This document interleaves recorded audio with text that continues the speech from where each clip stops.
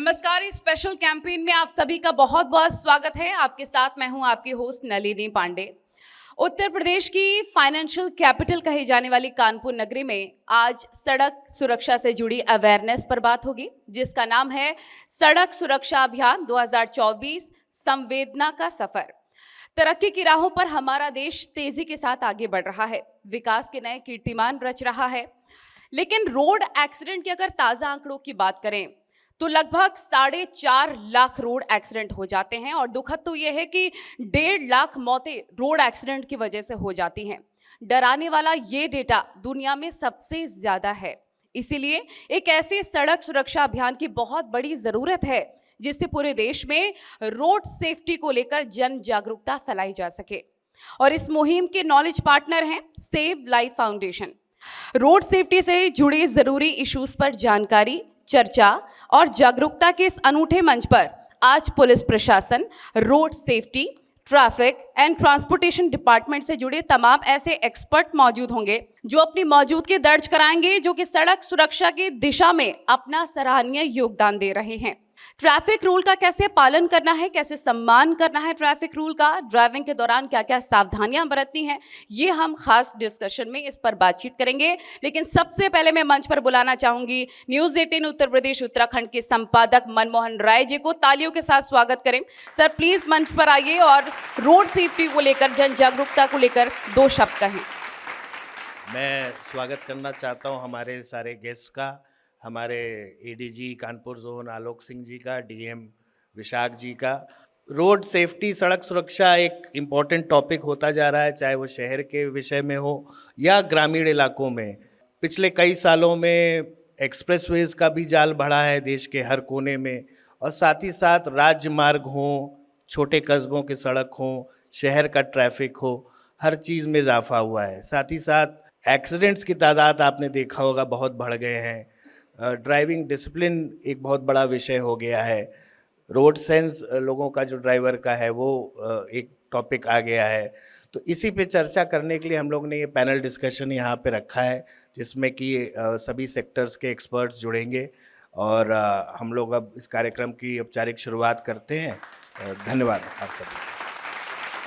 And now I would like to invite DM of Kanpur mister Vishakh ji, और साथ ही मैं स्टेज पर बुलाना चाहूंगी ADG Kanpur zone mister Alok Singh ji को। प्लीज तालियों के साथ इनका स्वागत करें। सबसे पहले आप दोनों का बहुत बहुत स्वागत है। धन्यवाद। रोड सेफ्टी की बात करें, सबसे पहले आंकड़ों की हम बात कर लेते हैं। 4.5 लाख से ज्यादा रोड एक्सीडेंट सर हो रहे हैं, 1.5 लाख इस पे मौतें हो रही हैं। हमें क्या करना चाहिए, कौन सी चीजों का ध्यान रखना चाहिए टू प्रिवेंट इट? सबसे ज़्यादा महत्वपूर्ण है कि जो हमारे ट्रैफिक के नियम हैं उनका हम पालन करें। एक्सीडेंट्स में देखा गया है 2 व्हीलर्स पे 73% जो डेथ्स होती हैं वो ऐसे चालकों की होती है जिनके पास हेलमेट नहीं होता। 4 व्हीलर्स में यही संख्या जो है, अगर जिसने सीट बेल्ट नहीं लगाई गई है उसके कारण होता है।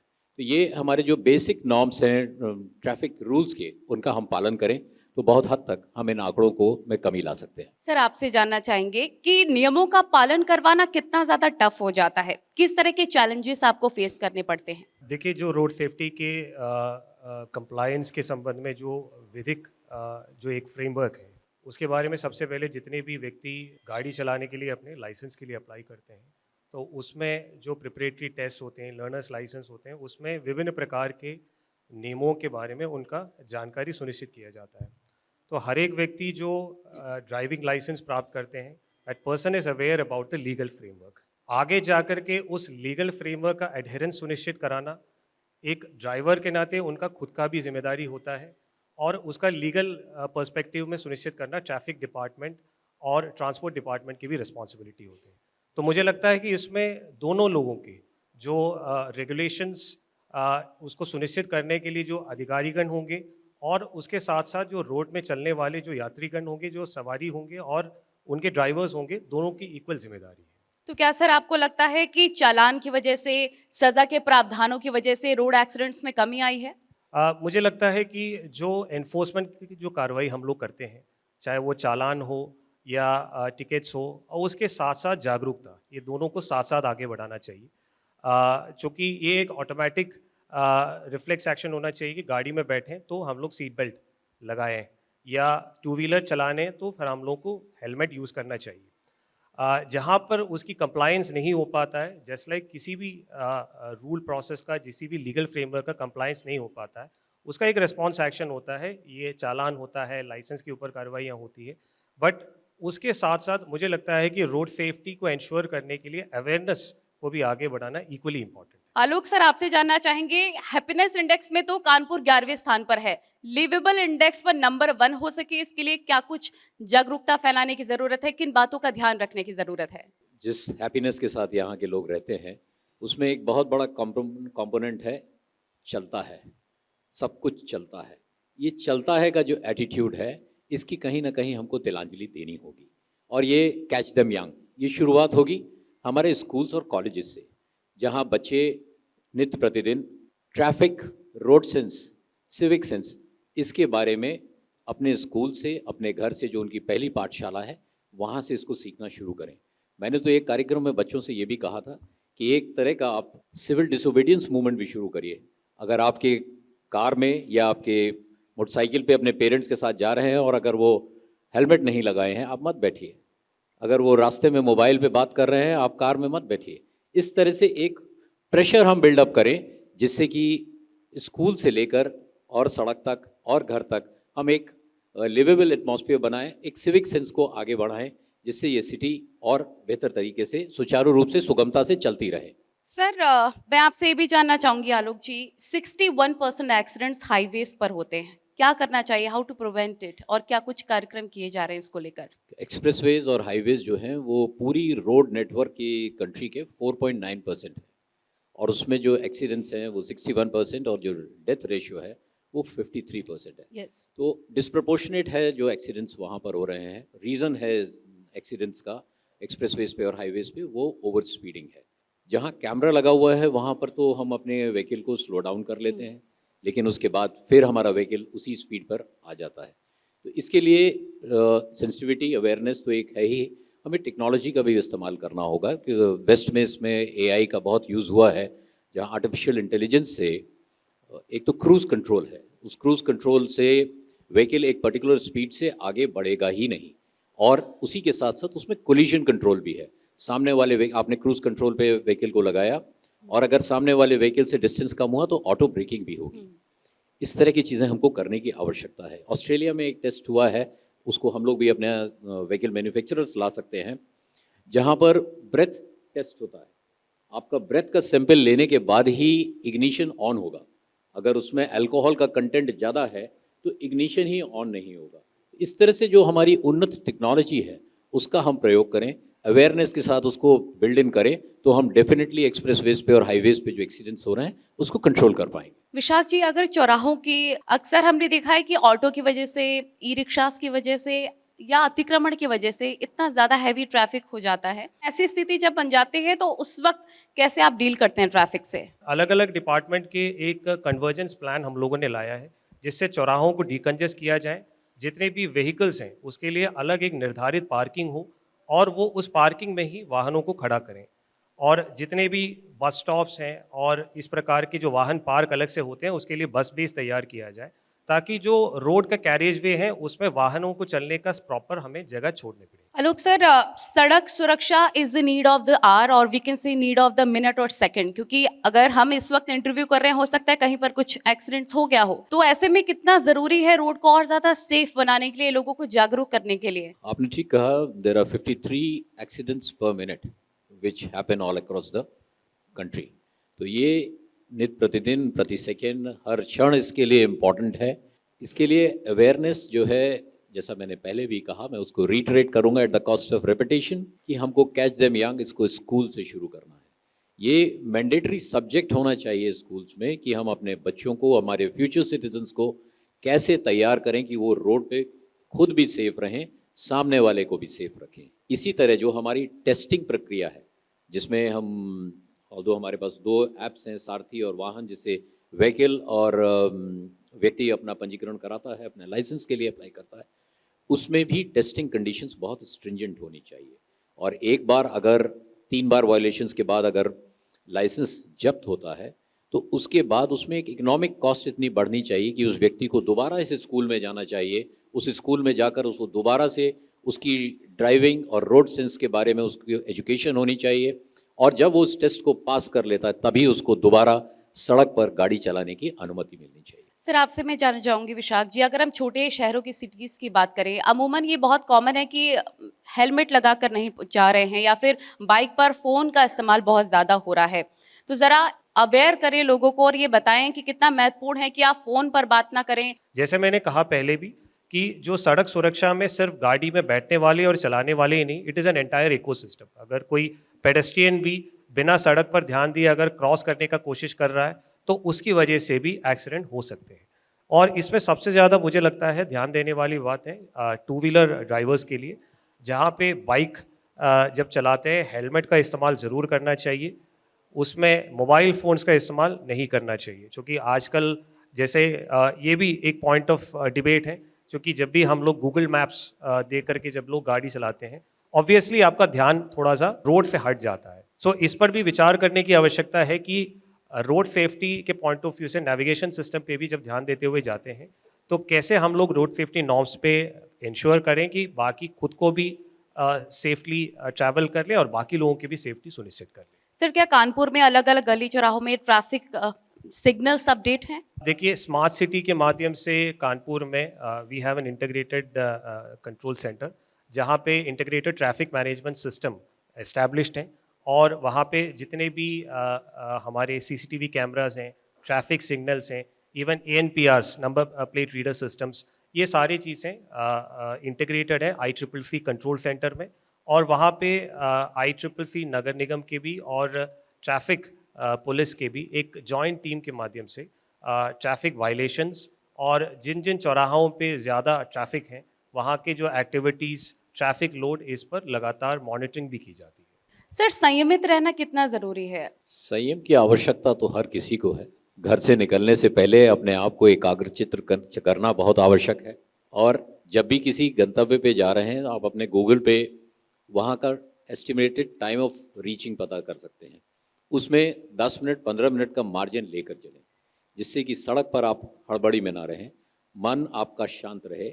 और घर में on a lighter note, wives और सिस्टर्स और चिल्ड्रन को भी इंश्योर करना है कि जब घर से लोग निकलें तो वो एक बहुत ही शांत मानसिक अवस्था में घर से बाहर निकलें। ड्रिंक एंड ड्राइव की बात करते हैं, ये एक बहुत बड़ा मुद्दा है और बहुत बड़ा टॉपिक है जिस पर ध्यान और केंद्रित करने की ज़रूरत है। ड्रिंक एंड ड्राइव से बचने की ज़रूरत है। इसमें देयर आर टू वेज। एक तो डेफिनेटली एनफोर्समेंट के पॉइंट ऑफ व्यू से कार्रवाई प्रशासन की तरफ से होता ही है। उसमें जो ट्रैफिक एंड ट्रांसपोर्ट डिपार्टमेंट की तरफ से उसमें लगातार एनफोर्समेंट भी इंश्योर करते रहते हैं कि ड्रिंक एंड ड्राइव बिल्कुल ना हो, और उस तरह की केसेस में जो ऑफेंडर्स हैं, जो वायलेशंस हैं, उसको आइडेंटिफाई कर ले, उनके ऊपर कार्रवाई कर ले। उसके साथ साथ जागरूकता एक बहुत इंपॉर्टेंट चीज़ है, क्योंकि जो ड्रिंक एंड ड्राइव वाले केसेस में जो एक्सीडेंट्स होते हैं उसमें कैजुअलिटी और फेटैलिटी के चांसेस बहुत हाई होते हैं, और ऑब्वियसली वो साथ साथ ट्रैवल करने वाले सारे लोगों के लिए भी वो बहुत एक इम्पैक्ट उसमें बढ़ता है। तो जागरूकता की बात है, जागरूकता बढ़ाने से और लोगों को इसके बारे में अवेयर कराने से ही इस तरह के इंसिडेंट्स को हम डाइवर्ट भी कर सकते हैं। साथ साथ एनफोर्समेंट पे भी काफ़ी जोर दिया जाता है। सर, उत्तर प्रदेश में कानपुर में भी कई शौकिया लोग हैं, वो आधे दूर तक जब तक ट्रैफिक पुलिस दिख रहा है तब तक तो हेलमेट लगा लेंगे या सीट बेल्ट, उसके बाद वो कहते हैं कि हमें इसकी आदत नहीं है, बहुत बर्डन है। देखिए, ये जितने भी रोड यूजर्स हैं वो पुलिस से बचने के लिए हेलमेट ना लगाएं, वो हेलमेट लगाएं तो यम से बचने के लिए लगाएं। इसी तरह बहुत से यूजर ग्रुप्स हैं जो अपने प्रोफेशन को गाड़ी के ऊपर लिखवाते हैं। जी। उसमें पुलिस लिखा होगा, उसमें मीडिया लिखा होगा, उसमें एडवोकेट लिखा होगा। तो ये सब जो प्रदर्शन है, ये प्रदर्शन किस लिए है? उस ट्रैफिक के कांस्टेबल से बचने के लिए कि we are a pressure group, हमारे से कुछ कहना मत। हमारी कोई एनफोर्समेंट टीम का ये मंतव्य नहीं होता कि हम किसी को हैरेस करें। आपकी लाइफ बचाने के लिए ये एनफोर्समेंट सड़क पे किया जाता है, इसको सभी ध्यान में रखें। आप दोनों का बहुत बहुत शुक्रिया जुड़ने के लिए, बातचीत करने के लिए। जोरदार तालियां हो जाएं। और अब हम बढ़ेंगे अपने नेक्स्ट पैनल डिस्कशन की तरफ, जिसका नाम है नियमों का करें सम्मान, सफर में रहें सावधान। सड़क पर हादसे टाले जा सकते हैं, सिर्फ कानून और नियमों का बनाया जाना ही काफी नहीं है, बड़े पैमाने पर जन जागरूकता और सहयोग से भी रोड सेफ्टी में मदद मिलेगी। सड़क सुरक्षा अभियान से जुड़े ऐसे तमाम जरूरी बिंदुओं पर बातचीत करने के लिए अपने नेक्स्ट पैनल डिस्कशन की शुरुआत करते हैं और इसके लिए मैं मंच पर बुलाना चाहूंगी कानपुर बार एसोसिएशन के अध्यक्ष मिस्टर नरेश चंद्र त्रिपाठी जी। जोरदार तालियों के साथ उनका स्वागत करें। जीएसवीएम मेडिकल कॉलेज कानपुर के principal doctor Sanjay Kala ji, please come on the stage. Sir, सबसे पहला सवाल मेरा आपसे है, समाज सेवी संगठन किस तरह से आगे बढ़कर रोड सेफ्टी जैसे मुद्दों पर जागरूक कर रहे हैं और ज्यादा जानकारी लोगों तक पहुंचा रहे हैं? बच्चों को स्कूल में हम लोग जाकर ट्रेन करते हैं, उनको जाके बताते हैं कि भाई what are the dos and don'ts. जैसे फॉर इंस्टेंस अगर हम जापान की बात करें, वहाँ भूकंप बहुत फ्रिक्वेंट है, तो वहाँ पे क्लास जो नर्सरी के बच्चों को सिखाया जाता है, जब भूकंप आता है तो आपको क्या करना चाहिए। इसी प्रकार से हमारे यहाँ जो नर्सरी क्लासेस से लेकर के अप टू 12th तक सारे कोर्सेज में इनकलकेट करना चाहिए what are the traffic rules and how to protect yourself and how to protect other people. उसके बाद व्हाट हैपेंस अगर एक्सीडेंट हो तो आपको क्या करना चाहिए। इसके लिए हम लोगों ने इवन जो हमारे ट्रैफिक पुलिस में सिपाही हैं और जो इंस्पेक्टर्स हैं, हम लोग उनको ट्रेन करते हैं कि अगर मान लीजिए एक्सीडेंट हो गया तो अब आपको क्या करना चाहिए। क्योंकि जो गोल्डन आवर्स होते हैं शुरू के 4 घंटे, उसमें भी पहला घंटा बहुत महत्वपूर्ण है। उसमें अगर आप मरीज को बचा ले गए तो उसकी जान बच जाएगी या वो मेजर क्रिपलिंग से बच जाएगा। तो ये हम उनको ट्रेन देते हैं how to give the CPR, कैसे उसको कैरी करना है, उसके बाद ट्रांसपोर्टेशन कैसे करना है, उसको लेके कैसे आना, ये भी बहुत महत्वपूर्ण है। और उसके बाद फिर डॉक्टर का रोल आता है, यानी कि ट्राइजिंग, कि अस्पताल में आकर के प्रायोरिटी सेटअप करके किसका कैसे इलाज किया जाए।